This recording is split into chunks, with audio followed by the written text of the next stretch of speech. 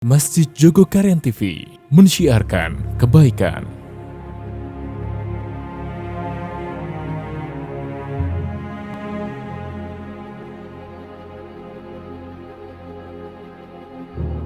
Assalamualaikum warahmatullahi wabarakatuh. Alhamdulillahirabbil alamin alladzi alafa baina qulubina wa asbahna bi ni'mati ikhwanan. Asyhadu an la ilaha illallah wahdahu la syarikalah wa asyhadu anna Muhammadan abduhu wa rasuluh. Allahumma sholli ala Muhammad wa ala alihi wa ashabihi ajmain. Amma ba'd.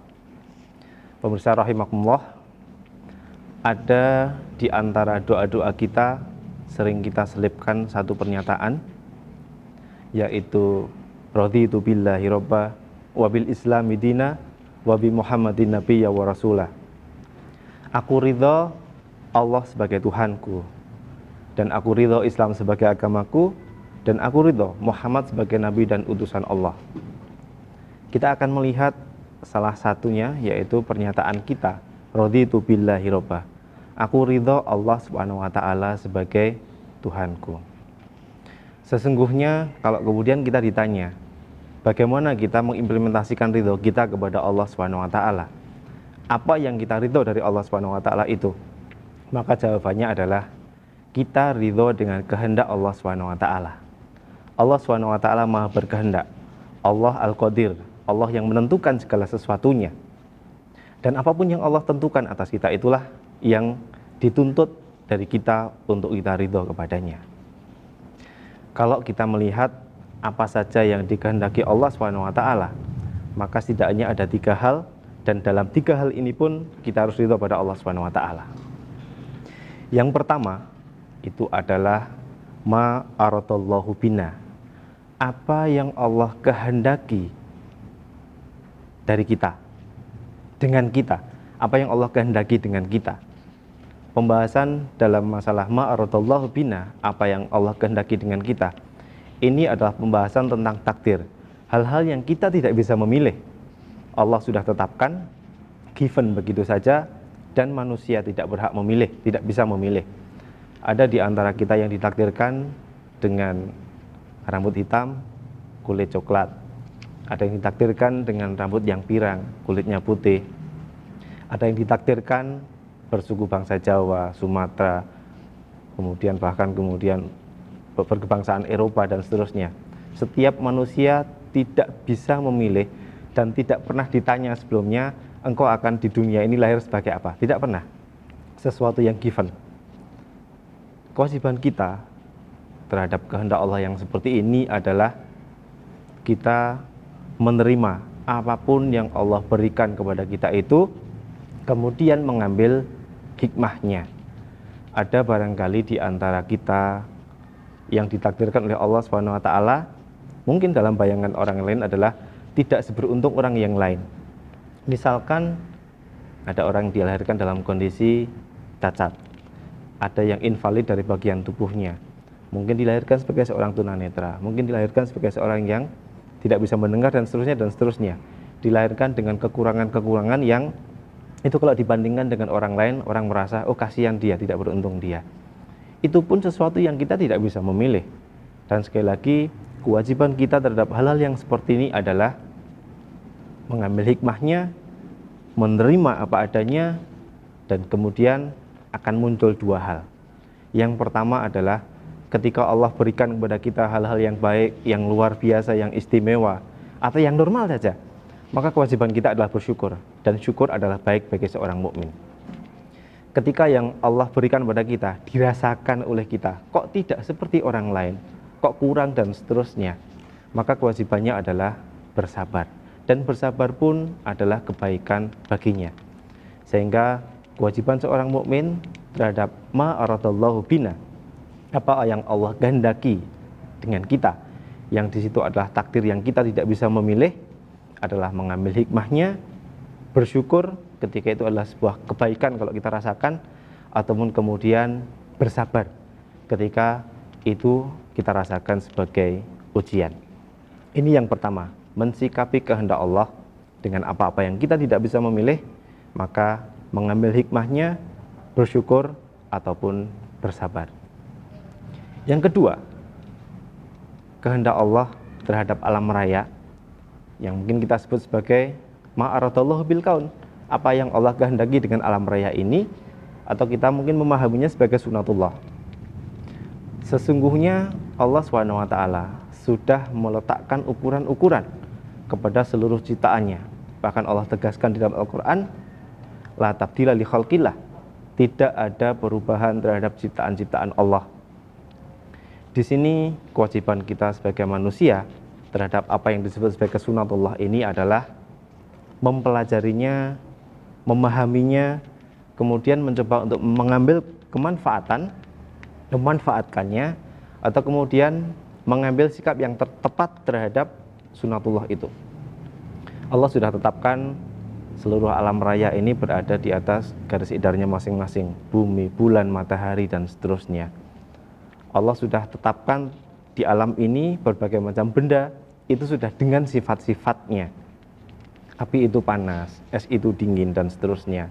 Bahkan setiap makhluk hidup yang Allah SWT ciptakan, masing-masing dengan karakternya, masing-masing dengan ciri-cirinya, masing-masing dengan sifat-sifatnya.